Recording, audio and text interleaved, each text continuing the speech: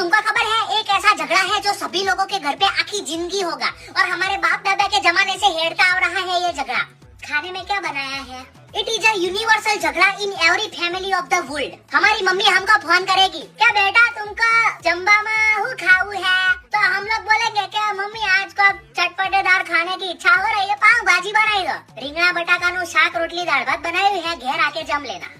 Puru, if you don't want to respect our opinion and put place on it, then why you ask us? हम घोड़े हैं और तुमको वो करવું જ नતું जो हमको बोलવું है तो पूछ्યું હું કરવા?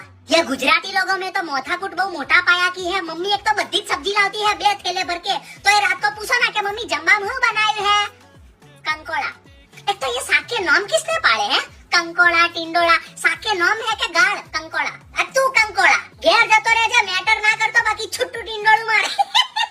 फिर ઘરમાં ઝઘડા होता है કે ઓને મે આવા સંસ્કાર આપ્યા હતા, જે ખાવાનું બનાવ્યું હોય ખાઈ લેવાનું હોય। એવું ના હોય, फ्रिज में બધો જ सामान है तो जे खाવાનું भावતું હોય वो बनाવાનું હોય। જેમ કે मसाला तो तुम उसमें भी वापरने वाले हो, सब्जी तो उसमें भी काटने वाले हो, तो थोड़ा चटपटा बनाओ में तुम्हारू हो जातू है।